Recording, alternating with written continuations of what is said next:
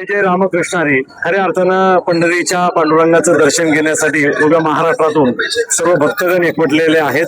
आपण पाहू शकतो वाखरी असेल किंवा दूधपंढरी असेल किंवा पंढरपूर असेल, या पूर्ण परिसरामध्ये प्रचंड असा जनसमुदाय आहे. खऱ्या अर्थानं गेले 22 दिवस, काही मंडळी 15 दिवस तर काही मंडळी 22-24 दिवस या ठिकाणी चालतायत. पुढे महाराष्ट्रातून प्रत्येक जिल्ह्यातून, तालुक्यातून, गावातून ही सगळी मंडळी येत आहेत. या ठिकाणी आपण वारकरी भेटलेले आहेत. आपण त्यांची चर्चा करूया, ते कुठल्या गावातून आलेत आणि नेमकी काय त्यांचा अनुभव आहे याबद्दल.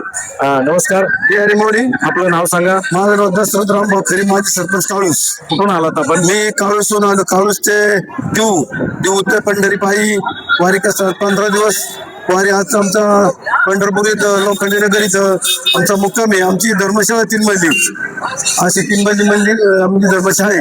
दुसरी गोष्ट, पंढरपूरला पायी वारी म्हणजे जगात कुठलीच वारी नाही अशी पांडुरंगाची वारी. दुसरी गोष्ट, पाठीमागे एक आम्ही उरवंड एक बाईक दिली. त्या बाईकला काय आलं, आमचे 300 लोक दिंडीमध्ये आहे. 300 लोक दिंडीत माझे काम सहभागी आहेत. ते चुकीच बात आहे थोडीशी माझ्याकडून गलत स्वारी मित्रांनो.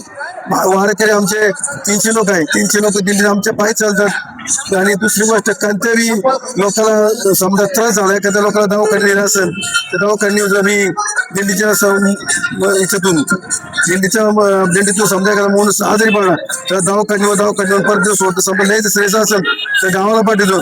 दुसरी गोष्ट, अस्पतालला काय दुखापत झाली किंवा काय झालं तर ही पांडुरंगाची सेवा करून मी काम करतो. दुसरी गोष्ट, मी पंढरपूरला दर महिन्याला वारी करतो.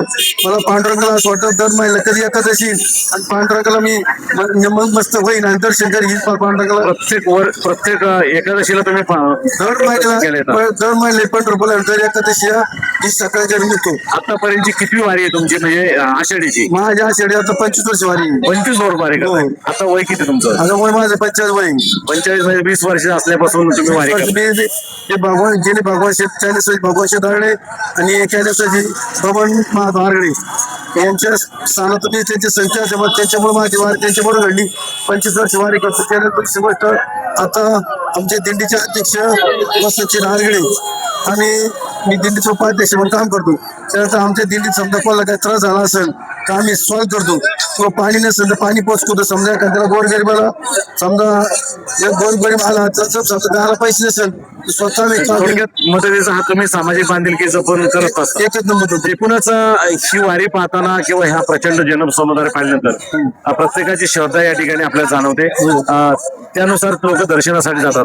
परंतु दर्शन घेण्यासाठी गेल्यानंतर काही मंडळी कळसाचं घेतात, काही मुखाचं घेतात, तर काही लाईनला लागतात. कसं वारीचं दर्शन घेताना साधारणतः दर्शन घ्यायचं म्हटलं तर किती वेळ लागतो तिथे? तसं दर्शन जर घ्यायचं मला आता कमीत कमी 3 रात्र 3 दिवस आता मावली. क्या बात. 3 रात्र 3 दिवस. आता दर्शन म्हणजे पांढरा सध्या कळस वाचतो. कळस दर्शन ते आपलं दर्शन असं असतं. मी आता एक परवा दिवशी दर्शन करायला गेलो होतो. दर्शन करायला मी माझे मित्र ना त्याला आतमध्ये गेले.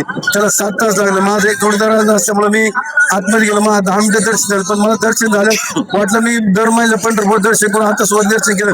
पण मध्ये उचल्यामुळे माझ्या लोकांनी दर्शन झालं. वाटतं मी दर्शन चुकीच वाटतं. मला वाटतं मी लाईनीत दर्शन करावं. भावना आहे की लाईनीमध्ये दर्शन घ्यावं, नाहीतर मग कळसाचं घेऊन आपलं निघा. कसं एकूणच आपण पाहिलंय की खऱ्या अर्थानं दर्शन वारीमध्ये उभं राहून 2-2, 5-5 दिवस दर्शनाला लागतायत. तर ते न करता सध्या कळसाचं दर्शन घ्यावं. आणि ज्यावेळेस वारी सोडून म्हणजे एकादशी येते, त्या एकादशीला येऊन तुम्ही दर्शन घेऊ शकता. एकूणच या भूमीमध्ये आपली पावलं लागली, आपण धन्य होतो. त्यामुळे प्रत्येकाने हट्ट असा धरला नाही पाहिजे की मला प्रत्येकाला दर्शनच करायला पाहिजे. आणि खरोखरच वारीमध्ये एक वेगवेगळ्या भावना मनामध्ये असतात. पवित्र भावना ठेवून आपण इथे आलो, तेच दर्शन एक प्रकारचा. आणि आमच्या काळूस गावाचे दिंडी ओंकारेश्वर दिंडी 32 नंबर रथाची पाठी, 32 नंबर रथाची पाठी मग आहे. असा आमचा प्रवास चालू. त्यानंतर आमच्या महिला पुरुष एकत्र गोळे मिळून वारी करता. कोणाला त्रास नाही, दुखापत नाही, काय नाही. आणि मला बी अनुभव असल्यामुळं मी सुद्धा लोक सहकार्य करून मी काय जुना तरुण वारकरी मी असं जुना नाही गोवा, पण आपण दर महिन्याला वारी करतो. माहिती त्याची 100% असल्यामुळं लोकांना सगळ्या लोक आपले मी सर्व लोकांची सेवा करतो. मी एकूणच अनुभव तुम्हाला असल्यामुळे लोकांना बरोबर घेऊन चाललात. वारीचा एकदम सुखकर प्रवास चालू आहे. गावातील ग्रामस्थ वारीमध्ये सगळे सहभागी आहेत. अतिशय चांगलं काम तुमच्या काळेश्वर दिंडीमध्ये चालू आहे.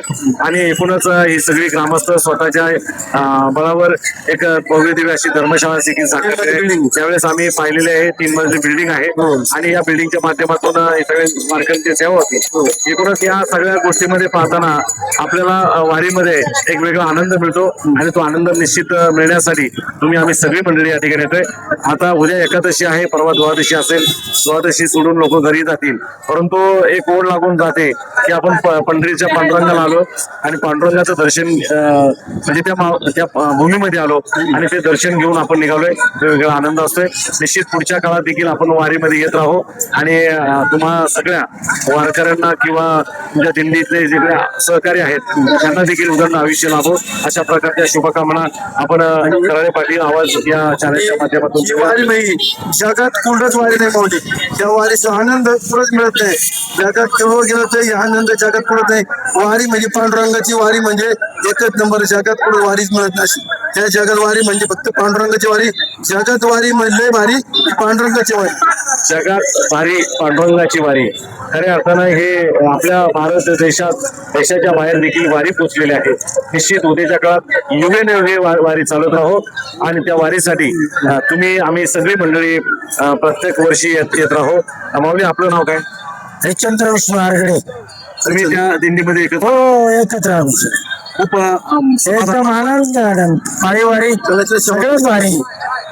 त्यामध्ये आनंदवारी पायीवारी. खऱ्या अर्थानं तुम्ही चॅनलला कराळे पाटील आवाज या चॅनलला भेट दिल्याबद्दल तुम्हाला विशेष धन्यवाद. जय हरी. रामकृष्ण हरी. रामकृष्ण हरी. आपल्या खेड तालुक्याच्या असल्यामुळं तुमचं आपल्या वारीला पाहायला लागलं. तुमचं आभार मानतो. धन्यवाद. रामकृष्ण हरी. रामकृष्ण.